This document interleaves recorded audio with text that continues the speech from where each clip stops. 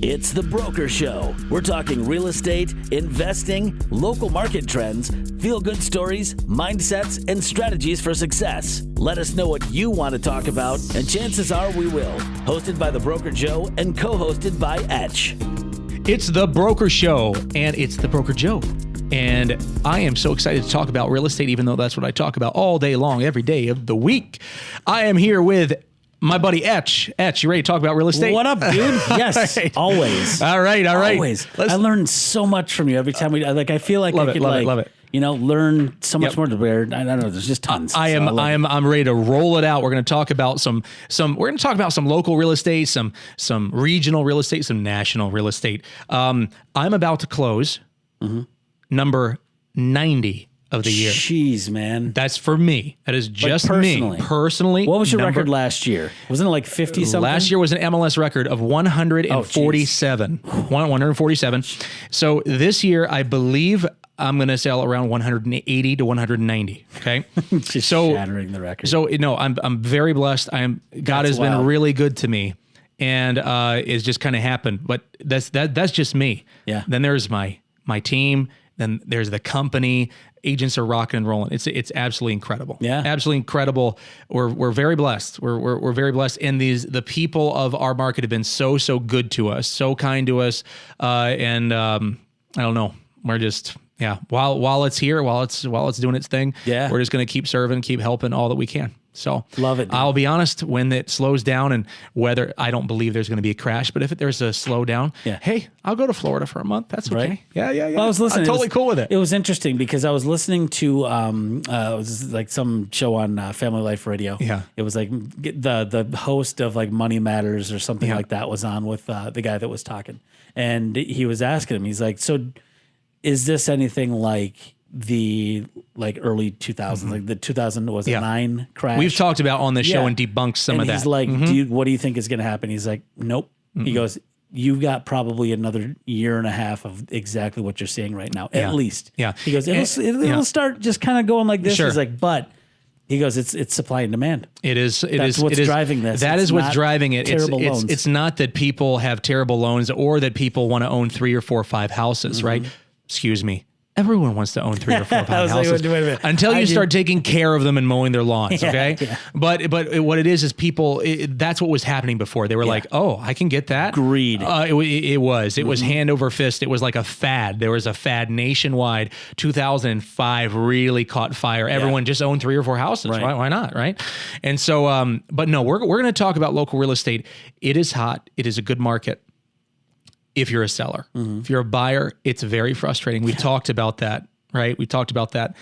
Home building is taking off. Material went down 6% last month. Now it's up over 100% nationwide, right? But it went down 6. It's on its way back down, right? As long as we don't have a terrible hurricane season, and yes, hurricane seasons dramatically affect the availability of the raw material that's required for building homes, and it can cause prices to bump up again. If we have a reasonable hurricane season, hopefully, God forbid anything bad happen with these big storms, but then we will see that trend continue. Homes continue building. There's legislation in the House right now considering offering stipends, tax breaks, incentives for home builders to build more houses because we have a national housing shortage. We have a local housing shortage. So while all this is happening, we have the mandates have dropped, mask mandates nationwide. The auditoriums are back open, all these things. We have this economic recovery eking back out. We haven't seen the real recovery because it keeps getting band-aided by the federal government. We get all this, all this money, going into people's accounts, keeping them floating, right? And so we're going to see some of that as that tapers off. We'll see some of the realities come through to the surface. But there's this kind of two-headed recovery happening. Because, you think about the medical industry, the construction industry, real estate industry, technology industry, those industries have not only bounced back, but they're having banner years. They're having banner years. There's huge infrastructure investment. There's all these startups that are IPOs are rocking and rolling, right? Yep. All this money is coming into these industries. And then you look at the retail, the bars, the restaurants, the theaters, all of those places. It's hard. What was it in Michigan? 1 out of 5 places are closed permanently. Yep.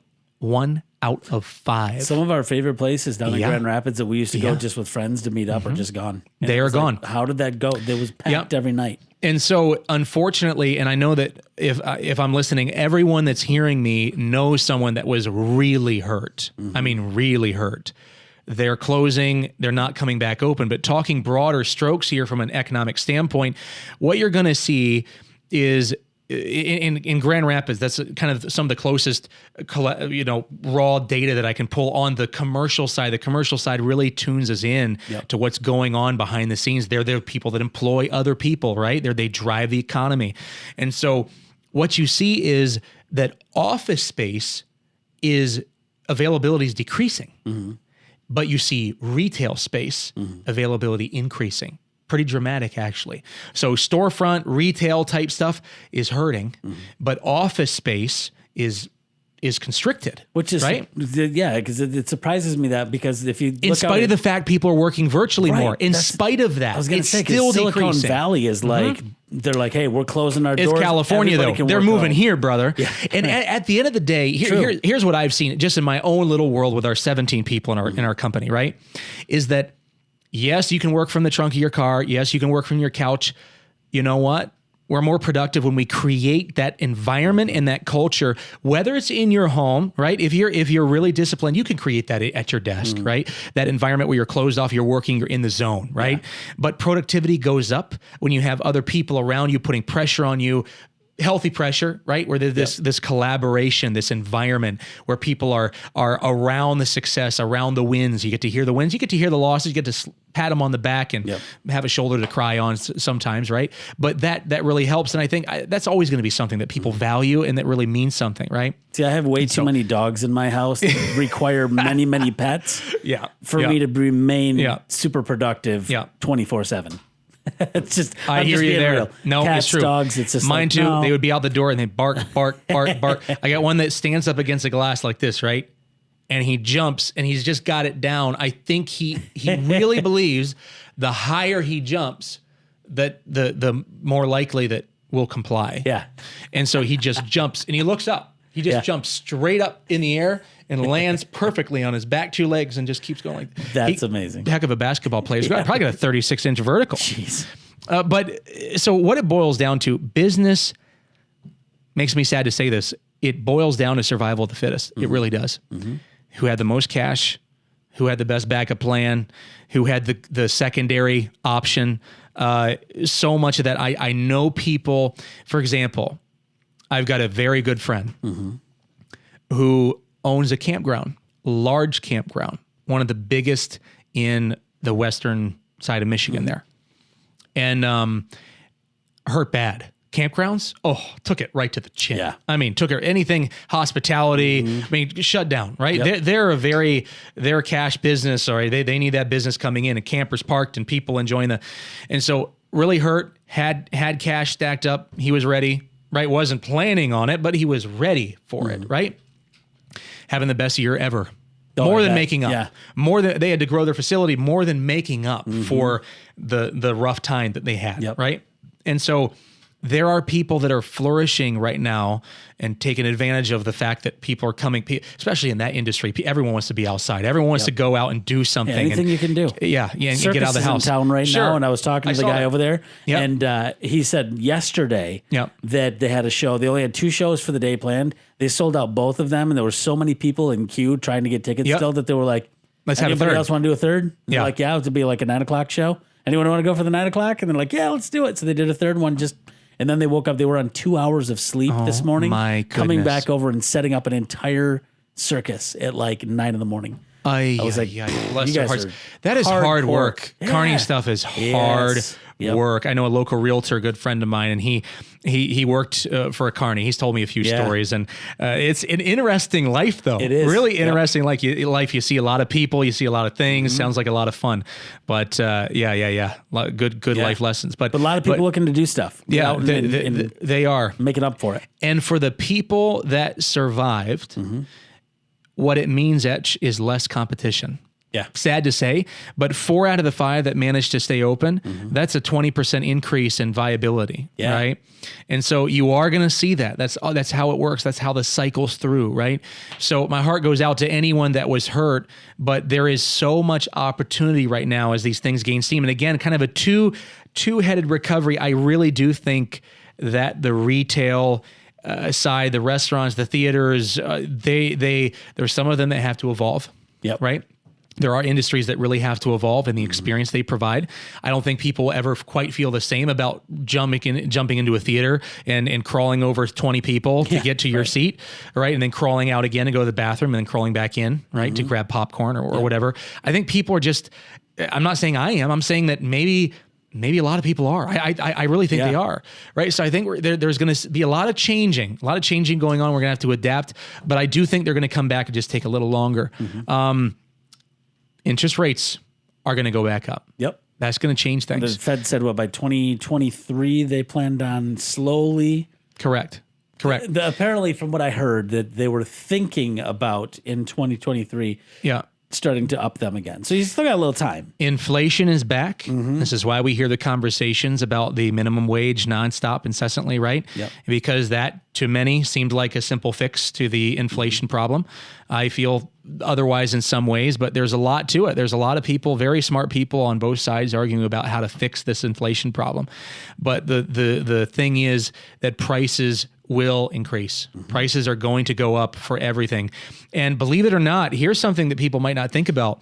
People have more cash right now than at any time in the history of this country. There is more cash in their pockets. Yeah.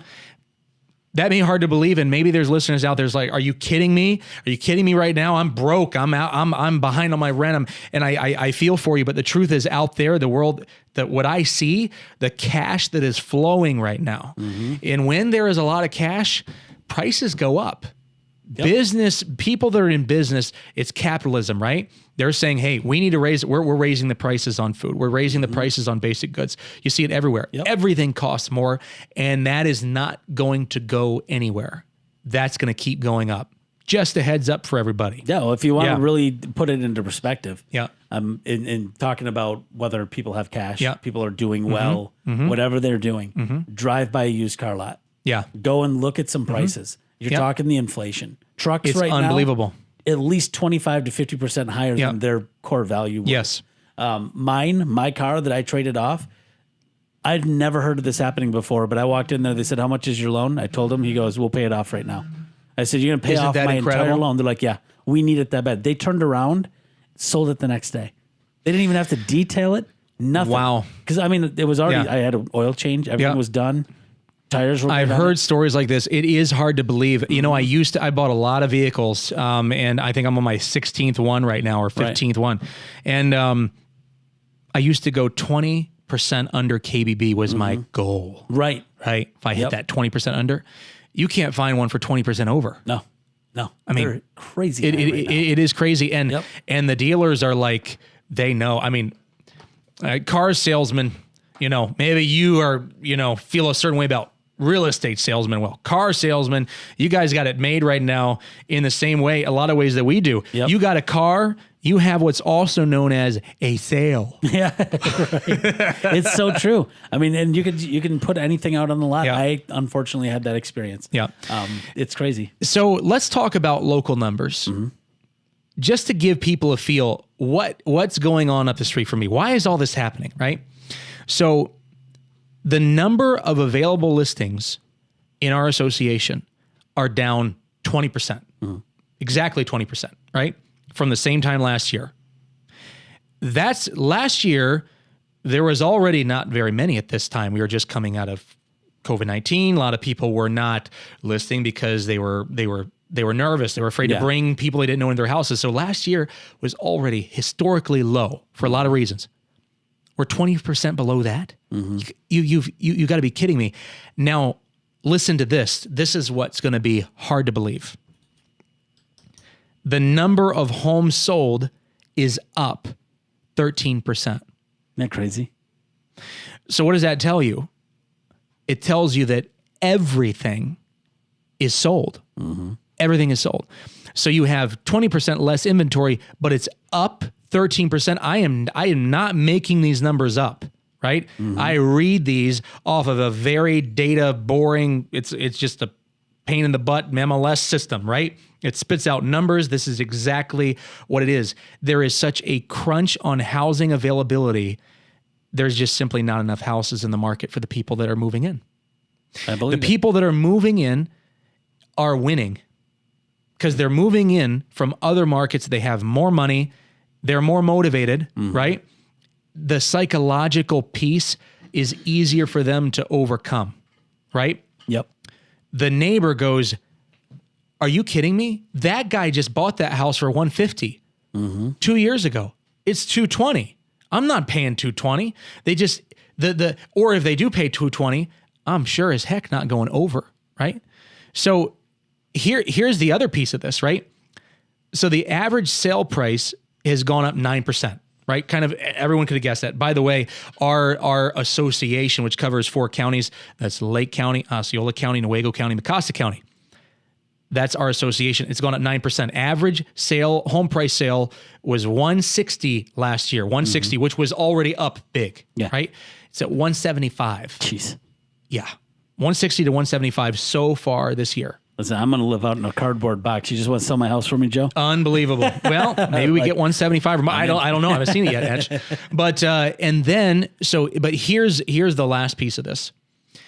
Last year, homes sold for an average of 96% of the listing value. So you had to have a house at $100,000. It sold for $96,000. Okay, that is accounting for the ones that didn't sell, right? That didn't sell for anywhere close, right? So you have the ones that went over, but you have a lot of the ones that were like, are you serious? You actually got that for it? Wow, right? So all of them, this is taking the whole average, 96% of the asking price this year, 6 months in so far, 101%, 101.5% of the asking price is what the average home has sold for.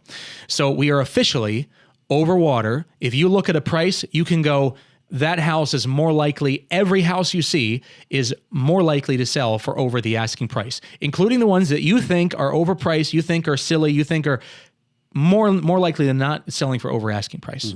Some of them are going 10,000 over, 20,000 over, 30,000 over. I'm speaking from experience. I got an offer in my email right before we opened up this podcast. Got a house listed at 125. Here comes a cash buyer from Idaho, 135, no inspection, as is where is, close in 2 weeks. Jeez. 135. Yeah. Now, that's 10,000 over. Not the craziest I've seen, but the key is, like I said, out of state, right? Cash offer, doesn't care. Does he understand, whoever this person is, what we just went through in this state? I'm just gonna throw it out there. Does he know what he's getting into? This person? Man, I'm gonna go there. That sounds great. He just sold. I don't know what he sold. Did he sell 1 bed, 1 bath condo? I don't know. And he's buying a house with cash. Yeah. And maybe he thinks he's retiring on the rest. People can't believe it, man. I've heard a lot of this. I talked to a friend of mine because we're looking for a place for the barn. I've talked to you about it. Yeah. So I talked to another friend of mine and just been like, hey, eyes open. This is what we're looking for. Take a look. He's like, I'm just going to be real with you, man. He's like, and I'm sure that all your other realtor friends that you've talked to have said the same thing. He's like, he goes, I'm going to put it in perspective. I have this guy, Vietnam vet. Guy, the nicest guy in the world, deserves the best house for serving. Yeah. Like he saw some stuff. Yeah. He's put down over 15 offers on a house, on different houses. He goes, it's been a 4-month process and I still can't get in there and get him a house because every time he makes an offer, some guy comes in and offers like $40,000 over asking in cash. Yeah. So that leads me to my question. Yep. Is it a bullying market where people who are sitting here with cash are bullying people who have to make offers and they know it? It's easy to call it bullying when you're in a buyer that's a victim of the situation. Right. But I mean, it's not, I wouldn't call it bullying. I would say that you have an individual. Yeah. 2 weeks ago, I sold one just north of Big Rapids. Listed it at $350, right? Couldn't get $300 for this house 3 years ago. No. Listed at $350 now. Got a couple offers. One in particular flies in from out of state, West Coast. West Coast, sees it, flies in, puts an offer, goes $400. Jeez. Right? Guarantee, not cash, but he puts non-refundable escrow down. Right. And he says, I'm putting a blanket appraisal deficiency. If the appraisal comes in at 200, I'll pay the extra 200. Appraisal comes in at 100, I'll pay the extra 300. Yeah. Doesn't matter. So to him, he's not being a bully. He's seizing an opportunity because he just sold his 1,200 square foot 1940s 3-bed, 1-bath downtown on a street that he's not bragging about. Okay, for 400 and I can't remember what it was, 400 something thousand. Right. He bought it 20 years ago for 110. Right. So to him, he's seizing opportunity. I have an opportunity to change my life. I can buy this beautiful home, this 4,400 square foot home on 30 acres with a pond and a view and all this stuff for 400,000. Are you kidding me? This is cost out I there. can't afford not to lose this opportunity. I can't not lose it. Right? 400. This is nothing. 50,000 is nothing. Yeah. Right? I just made 100,000 in the last 2 years on equity that I did nothing for. And so, you know, to the other buyers that lost out on that house, absolutely. Some out-of-stater came in and bullied us around. The thing is, this gentleman is coming in. He's going to have equity in the home. He's putting half of the money down. Right? He's got the money to take care of it. He's going to put money into the economy. So what's happening is money is coming out from these other places and it's coming into our market. So long term, do the politicians love it? Does the road commission love it? Do the local authorities love it? Absolutely they do. You better believe they do. We're going to pave these roads. We're going to improve these roads. We're going to add to the millage, to the taxes. We're going to adjust tax millages up because these people are coming in, right? This is good economics, right? Let's not get ahead of ourselves. This is Michigan road. Okay, all right. I'm sorry, guys. That might have been a little pie in the sky. Little ambitious. We're not Ohio highways, okay? We Turnpike. So, but you see what I'm saying? And again, if you're out there and you're the neighbor and you're just a local and you're going, I just want a place to move with my kids. Right. I can't compete with this. It is frustrating. We need a plug in this dam, right? And it's not obvious right now. It's not obvious. What is good is that interest rates have stayed very, very low. So just for compatibility purposes, if you were trying to buy a $150,000 house 3 years ago, and you were approved. If that same house is now $180,000, $175,000, it's the same payment, it's the same payoff, it's the same thing. Same thing. That's how much the interest impacts you over the long term. Really, really huge impact. Now, when that interest rate climbs back up over 4.5, that's where we're going to see, unfortunately, some people in the middle class just really struggling with finding some affordability if these prices continue. That's why I really do. You're going to see a seesaw. You're going to see the interest rates climb and the prices float out and then begin to drop just a little bit to adjust to the affordability factor, because you will have the inventory comes back on. And I don't know yet if we're going to see foreclosures in mass. Right now, 100 foreclosures could come on in Big Rapids and they'd be soaked up pretty quick. They'd be soaked up, right? What really impacts the market long-term is when you see long-term effect from the supply, a glut sitting past that 3-month mark, that really critical 3 to 4 month mark. You see them sitting past that mark, a lot of them. That's where you see a real reversal in the market trends. But in the meantime, good to be a seller. If you're in a position to downsize, you're in a position, heck, I got a guy who just sold, I got to call him and present an offer tonight. He doesn't know it, but his house is sold. But congratulations, sir. Congratulations. He's moving into a camper. He is. Yeah.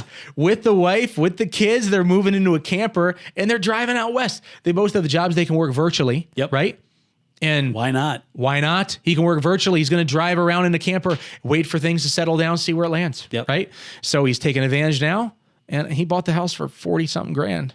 Jeez. Sold it for 130 something. Yeah. That's a nice little return. Good for him. Yeah. Yeah. Really happy for him. So yeah, I mean, good time to sell and good time to be flexible if you can be. I'm aware a lot of people can't be flexible right now. And there's strategies. Find yourself a good agent that's going to pound the pavement, pound the phones for you guys, because there's wins out there. There are wins to be had. So good stuff. Yeah, there are. Love it. That's about all I got for today, Etch. Sounds good to me. I mean, I could talk all day, but I do talk about this all day. Guys, thank you so much for listening. Hopefully you've learned a little bit, and hopefully you've enjoyed what we had to say. If you like us, come subscribe, come like that Instagram, tweet back at us, follow us on Twitter, and like us on Facebook. And most importantly, follow us on Spotify. That's where we really live. That's where we're growing. And we'd love to hear back from you. And any questions you have, I love questions, right? I always say I don't get enough questions. I love answering questions. And for real, anything at all, shoot me an anonymous text or call or a message somewhere. And I'd love to get back to you. I'd love to answer those questions. And if we have a topic that's near and dear to your heart, hey, maybe we'll be talking about it next week. Sounds good. But for now, we are out of here. Wife's calling. Is she? No, I don't know. Oh, yeah. Perfect time. You nailed it. Okay. On that note, I am the Broker Joe, and I am out of here. All right. I'm at peace.